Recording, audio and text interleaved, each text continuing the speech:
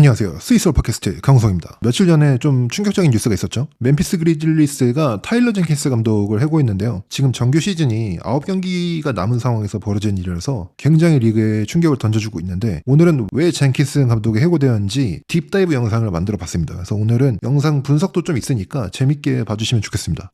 그러면 시작해볼게요. 테일러 젠킨스 감독이 6년 동안 멤피스를 맡아서 멤피스 그리즐리스를 이 혼돈의 서부에서 강팀으로 군림하게 성장을 시켰거든요. 젠킨스 감독이 코치하는 멤피스 팀은 다른 건 몰라도 진짜 선수들이 항상 최선을 다해서 경기를 뛰었어요.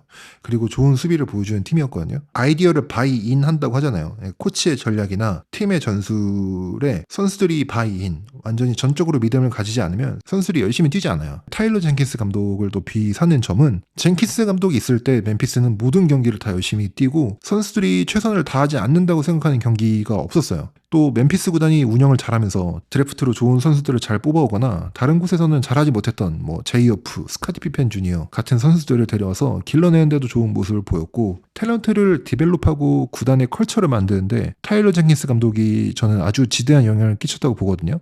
자모란트 같은 스타 선수들도 있고 제런 잭슨 주니어도 있고, 아니면 1라운드 후반 픽이었던 데스몬드 베인을 디벨롭하고, 올 시즌 루키 잭 이리 뿐만 아니라 제일런 웰스도 잘 성장을 시키면서, 웰스 같은 경우는 올 시즌 한때 신인왕 1순위로 거론되는 수준까지 올라갔었거든요. 그리고 사실 멤피스는 몇 시즌 전부터 서부 상위권에 있으면서 지난해에 팀 거의 전체가 부상으로 저조한 성적을 보여줬던 시즌 빼면은 굉장히 잘해왔고, 올 시즌도 최근 몇 경기 연패를 하기 전까지는 2, 3, 4위를 왔다 갔다 했거든요.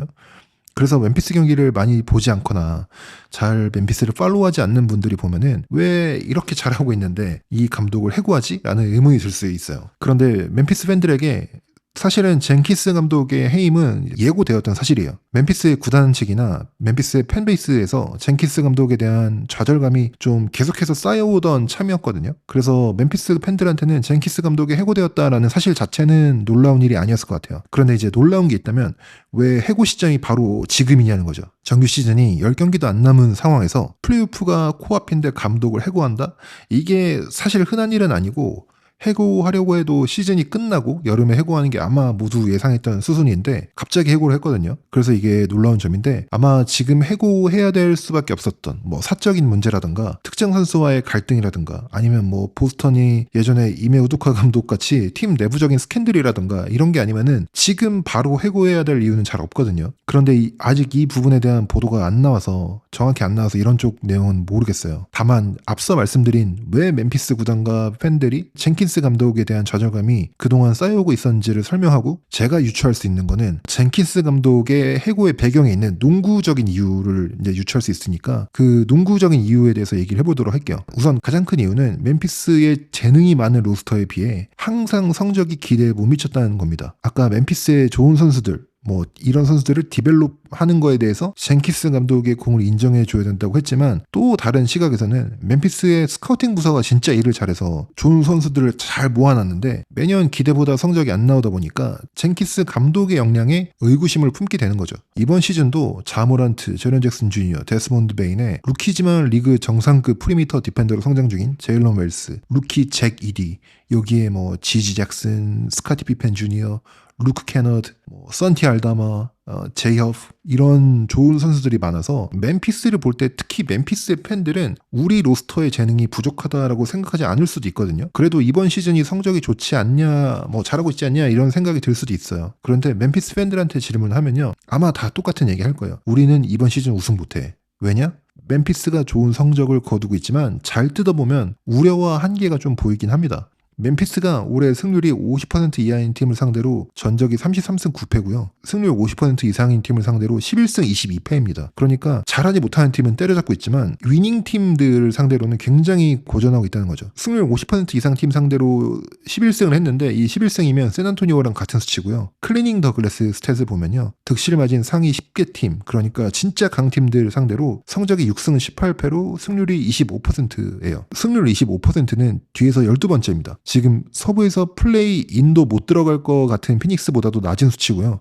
루카 트레이드와 부상으로 뭐 악몽 같은 시즌을 보내고 있는 댈러스보다도 훨씬 낮은 수치예요. 동부의 시카고나 애틀랜타와 같은 팀보다도 낮은 승률이에요. 그러니까 강팀들한테 진짜 너무나도 약한 모습을 보여주고 있고, 이게 젠킨스 감독의 한계라고 사람들이 생각을 하는 거죠. 이 로스터의 탤런트를 가지고 이거밖에 못해? 라는 의문이 들 수 있죠. 그리고 또 예전에 딜런 브룩스가 멤피스를 떠나고 나서도 젠킨스 감독에 대한 의구심이 떠오르기도 했어요. 딜런 브룩스가 멤피스에 있을 때 지금 휴스턴에서 보여주고 있는 좋은 점들을 많이 보여줬거든요. 좋은 포인트 오브 어택 디펜더고 피지컬한 수비를 보여주면서 팀의 터프함을 가져다주는 선수였거든요. 멤피스에서 딜런 브룩스가 나가게 되었는데, 이것도 테일러 젠킨스 감독의 케이스와 마찬가지로 멤피스 팬들은 딜런 브룩스와의 결별이 불가피하다고 다들 생각을 하고 있었어요. 딜런 브룩스의 장점들이 부족하다거나 이런 게 아니라 경기를 딜런 브룩스가 망치는 경기가 많았거든요. 특히 좀 어이없는 샷 셀렉션으로 딜런 브룩스가 스팟업 상황에서 뭐 클로즈업 정도는 어택할 수 있어도 샷 크리에이터는 아니거든요. 그런데 이제 멤피스에 있을 때 딜런 브룩스가 자모란트, 뭐 제런 잭슨 주니어, 데스몬드 베인 같이 샷 크리에이터들이 플로어에 같이 있는데 샷클락이 뭐 한 15초 남았는데 슈팅 던지고 이런 게 굉장히 많았거든요. 딜런 브룩스의 이상한 샷 셀렉션이라든가 어이없는 공격에서의 포지션 낭비로 강팀들과 멤피스가 경기할 때 딜런 브룩스라는 시한폭탄을 안고 경기를 하는 거나 마찬가지였어요. 그래서 딜런 브룩스가 나갈 때는 멤피스 팬들이 아쉽지만 어쩔 수 없다라는 반응이었거든요. 그런데 딜런 브룩스가 휴스턴 가서 이메 우도카라는 선수 장악력이 진짜 뛰어난, 그리고 카리스마가 있는 감독 밑에서 플레이를 하면서 안 좋았던 것들을 다 잘라내 버렸어요.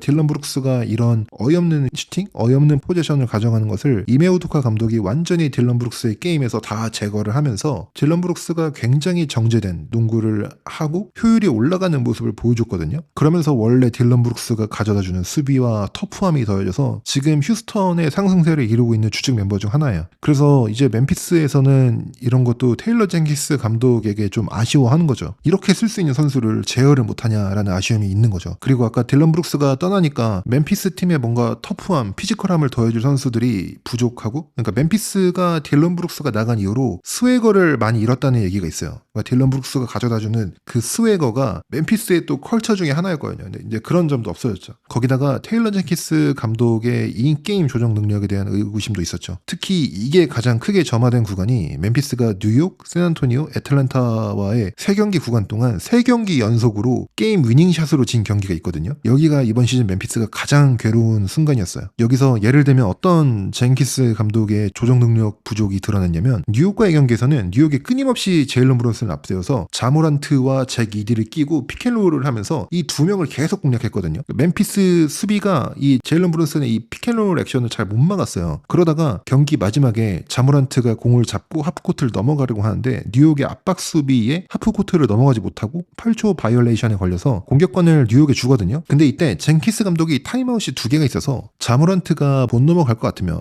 프레스를 당한다 싶으면 바로 그냥 타임아웃 썼으면 됐거든요. 그런데 쓰지 않았고 뉴욕의 사이드라인 아웃 오브 바운드를 하는데, 뉴욕이 계속해서 그 전에 잭 이디와 자모란트를 공략하는 걸 봐왔잖아요. 교체를 안 하고 그냥 그대로 수비 포지션에 들어갑니다. 역시 이제 이걸 놓치지 않고 제일런 브룬슨이 스크린 액션으로 잭 이디를 공략하고, 이디가 계속 드랍을 하니까 3점을 던지면서 역전을 뉴욕이 하거든요. 그리고 이제 공격에 넘어가서 자모란트가 아이솔레이션으로 득점을 하고, 뉴욕이 이제 타임아웃을 부르고 또 공격을 하는데 잭 이디는 뺐는데 자모란트는 또 안 뺐어요. 여전히 이 순간에도 젠킨스 감독은 타임아웃을 하나 들고 있었고, 만약에 공격 포지션에서 자모란트를 넣어야 되기 때문에 자모란트를 안 뺐다고 하면 다시 타임아웃을 부르고 자모란트를 넣었으면 됐거든요. 그런데 어쨌든 자모란트를 빼지 않았고, 이걸 보고 제일런 브룬슨이 자모란트를 공략하고, 공략을 하는 걸 보고 빈스 윌리엄스 주니어가 더블팀을 오는데, 자모란트가 이미 제일런 브룬슨의 왼손 쪽을 막고 있는데 이 더블팀이 왼쪽에서 오다 보니까 전혀 더블팀이 효과를 주지 못하고 가볍게 브룬슨이 수비를 벗겨내고 키가 패스를 내주면서 오지 아누노비가 3점을 넣고 경기를 지죠. 이 더블팀이 이상하게 온 문제가 다음 경기에서 또 똑같이 이어지는데, 왼손잡이인 디에런 팍스의 오른쪽에서 더블팀이 오다 보니까 그대로 팍스가 왼쪽으로 드라이브를 하고 미드레인지 점퍼를 넣으면서 경기를 지죠. 그리고 이어지는 애틀랜타전, 이 경기에서는 공격 전술의 문제가 드러났는데, 모든 팀이 애틀랜타를 상대할 때 트레이 형을 공략을 하거든요.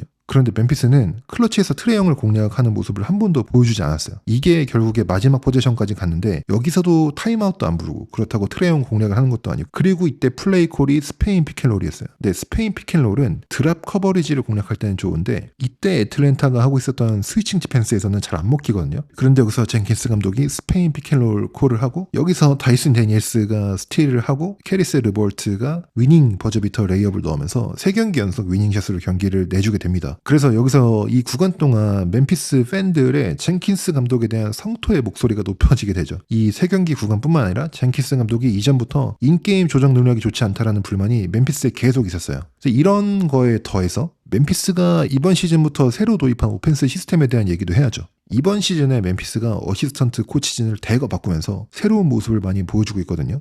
이 멤피스의 이번 시즌 새로운 오펜스에 대해서 사실 제가 시즌 초반에 영상을 준비하다가 역시 또 제가 좋아하는 띵킹 바스켓볼 채널에서 나와서 나보다 훨씬 잘 만드는데 하지 말자고 접은 게 있거든요. 근데 어쨌든 자세한 내용은 띵킹 바스켓볼 채널에서 멤피스 오펜스에 관한 영상 컨텐츠 찾아보시면 그거 나오거든요. 그거 참고하시면 되고요. 여기서는 짧게 그 오펜스가 어떤 건지 설명을 해드릴게요. 지금 보시는 공격 장면을 보면요.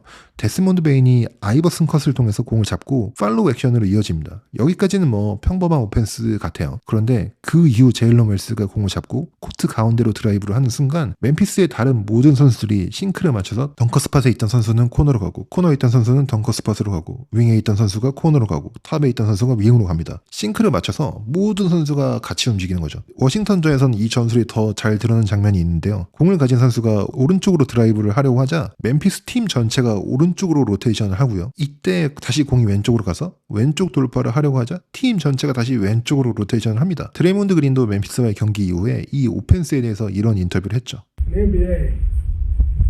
Most rotations and thing patterns are pretty similar. What they're doing is like I haven't seen it, and like if one guy drives right, the whole thing moves right. Like it's just something a little different. It makes the typical help patterns a little different. 거기다가 또 중요한 거는 이런 돌파를 하는데 주로 리그에서 많이 사용하는 스크린이나 뭐 피켄롤 액션을 잘 사용하지 않는다는 거예요. 지금처럼 여러 번 돌파와 킥아웃을 하는 동안 스크린 액션은 한 번도 사용하지 않고 돌파할 때 팀 전체가 로테이션하는 모습을 보여주면서 수비 헬프를 익숙하지 않게 만들고 여기에 굉장히 많은 컷인을 하면서 새로운 스타일의 오펜스를 보여줬거든요. 이 오펜스를 부르는 이름이 뭐 서큘레이션 오펜스, 회전 목마 오펜스 뭐 이런 많은 이름들이 있었는데 JJ 레딕이 휠 컨셉이다라고 부른 이후부터 이 오펜스를 휠 컨셉이라 부르고 있습니다. 이 휠이 이제 바퀴를 의미하는 휠이거든요. 그래서 휠 컨셉이라고 많이 부르고 있는데 이런 오펜스를 하면서 멤피스는 역사적으로 낮은 수치의 스크린 액션을 하고 있는 팀이고요. 시너지의 스탯 자료에 따르면요. 경기당 스크린이 들어가는 공격 형태인 픽앤롤, 핸드오프, 오프볼 스크린을 합친 공격의 형태를 리그에서 가장 적게 보여주는 팀이 멤피스고요. 멤피스보다 한 단계 위에 있는 29위인 덴버보다도 10% 이상 더 적게 하는 팀입니다. 그러니까 현저하게 낮은 빈도의 스크린을 보여주는 팀이죠. 대신 멤피스가 많이 하는 건요. 리그 1위의 스팟업 빈도를 보여주고 있고요. 컷인도 리그 5위의 빈도를 보여주고 있어요. 그러니까 피켄롤 중심의 스크린 대신 돌파에 이은 이 휠 컨셉 오펜스로 더 많은 컷인과 무브먼트로 스팟업 포지션도 많이 만들어내고 있는 공격을 하고 있다는 거죠. 이게 멤피스의 올해 오펜스의 특징이거든요. 그런데 이 오펜스의 두 가지 문제가 수면 위로 떠오릅니다. 첫 번째는 이런 형식의 오펜스가 강팀한테 통할까? 그리고 이 오펜스가 정규 시즌이 끝나면 다른 팀들이 모두 스카우팅을 할 텐데 이게 플레이오프에서 통할까라는 의문이 있거든요. 그런데 결국 시즌 중반도 안 가서 멤피스를 상대하는 팀들이 이 오펜스의 파괴법을 보여주기 시작합니다. 그리고 그 선봉에는 역시 농구 사이코 JJ 레딕의 레이커스가 있었죠. They're going to get middle, and they're going to get into their wheel concept, and they're going to mess you up when they get middle. And those guys just do it over and over again, on multiple times of possession, multiple possessions in a row. JJ 레딕이 이 인터뷰를 멤피스와의 경기 전에 했거든요. 근데 이 인터뷰에서 여러 번 이 이름에 올린 단어가 있죠. 바로 미들입니다. 멤피스의 핸들러가 공을 가지고 미들로 들어오면 그때부터 멤피스의 휠 컨셉이 가동되고 그때부터는 막기가 어렵다고 얘기하죠. 그래서 레이커스가 이 경기에서 보여주는 멤피스에 대한 수비 전략은 멤피스의 핸들러가 코트의 가운데 미들 지역으로 못 가게 하는 노 미들 전술입니다. 이 전술을 잘 보여주는 레이커스의 포지션을 하나 보여드릴게요. 자모란트가 공을 잡고 넘어오자 맥스 크리스티가 중앙으로 가지 못하게 베이스라인 쪽으로 모는 수비를 하자 모란트가 공을 스윙해서 이 공이 제일런 윌슨한테 갑니다. 오스틴 리브스가 공을 커트하려고 나오면서 클로즈아웃을 가는 형식이 됐지만 어쨌든 미들 쪽으로 못 들어오게 하면서 멤피스의 휠이 가동되지 않고 있죠. 레이커스가 이런 수비를 한번 보여준 이후에 리그의 많은 팀들이 멤피스를 상대로 노 미들 전략을 보여주고 있고, 이에 따라 멤피스도 시즌 초반과 비교했을 때 피켄롤이나 스크린 액션을 시즌 중반 이후 넘어가면서 조금씩 포지션이 올라가고 있어요.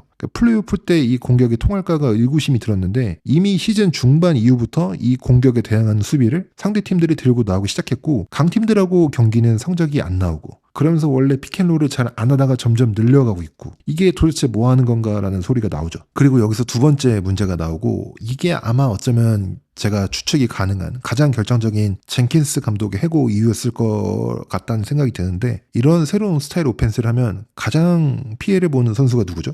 바로 자모란트입니다. 자모란트가 뭐 이번 시즌 부상으로 경기도 많이 빠지기는 했지만 그래도 멤피스의 스타이자 에이스잖아요. 그런데 멤피스의 이런 새로운 휠 컨셉의 오펜스가, 아까 제가 새로운 스타일의 모션 오펜스라고 했는데 결국에 모션 오펜스는 볼 무브먼트와 끊임없는 컷인이 주가 된 오펜스거든요. 즉 이 오펜스는 모란트의 손에서 공을 빼앗아가는 전술이라는 거죠.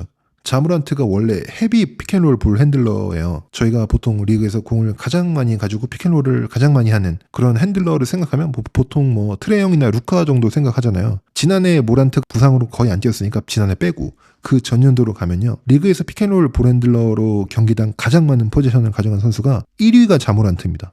경기당 12.8번의 피켄롤 볼 핸들러로서 포지션을 가져가는 모란트고요. 트레이 형이 2위예요. 그러니까 굉장히 피켄롤에서 위력을 발휘하는 자모란트의 손에서 공을 빼앗고, 팀으로서는 피켄롤을 거의 하지 않는 새로운 타입으로 시스템을 바꾸고, 올 시즌 들어와서 자모란트가 경기당 평균 피켄롤 핸들러로서 포지션을 가져간 게 6.3번으로 지지난 시즌과 비교했을 때 반도 안 돼요. 그러면서 모란트의 득점 볼륨도 좀 줄어들고 효율도 줄어들고, 그래서 디애슬레틱의 샘 아미 기자가 자모란트가 최근 팀의 오펜스에 대해 사실은 시즌 내내 좋아하지 않았다라고 보도를 했어요. 이게 사실인지 아닌지는 모르겠지만 보도한 바에 따르면 자모란트가 어떤 날은 플레이할 준비가 되어 있는 것처럼 보였지만 어떤 날은 그렇지 않았다. 왜냐하면 모란트는 멤피스의 새로운 오펜스를 싫어했기 때문이다 라고 했어요. 그래서 제가 유추하는, 그냥 이제 추측을 해보는 바로는 젠킨스 감독이 해고된 이유는 뭔가 이런 모란트와의 보이지 않는 비하인드 씬에서의 불화가 있었나? 아니면 모란트의 불만이 컸나? 라는 생각이 좀 있어요. 멤피스의 스타 플레이어가 새로운 오펜스를 좋아하지 않고 그 오펜스 시스템으로 강팀은 이기지도 못하고 있고, 그리고 인게임 조정 능력 실패로 중요한 경기들을 날려먹고, 그래서 이게 해고로 이어졌나? 라는 정도의 추측밖에는 제가 할 수가 없어요. 그리고 테일러 젠킨스 감독을 해고하면서 이 감독만 해고한 게 아니라 어시스턴트 코치들도 다 해고했거든요. 그 중에 어시스턴트 코치 노아 라로셰와 패트릭 세인트 앤드루스를 같이 해고했어요. 패트릭 세인트 앤드루스는 멤피스의 수비 전술을 담당했던 어시스턴트 코치고요. 노아 라로셰라는 이 사람이 원래 세인트 조셉이라는 대학교의 D3 선수 출신인데, 그 학교의 코치직을 맡으면서 이 휠 컨셉의 오펜스를 세인트 조셉이 오펜스에 장착을 시키고, 그 이후에 멤피스 그리즐리스까지 와서 여기서 이제 그 오펜스 시스템을 장착시킨 사람이거든요. 그러니까 새로운 오펜스 시스템을 가져온 사람도 해고해버린 거예요. 그러면서 새롭게 헤드코치가 된 사람이 원래 리드 어시스턴트 코치 투마스 이살로라는 사람이거든요.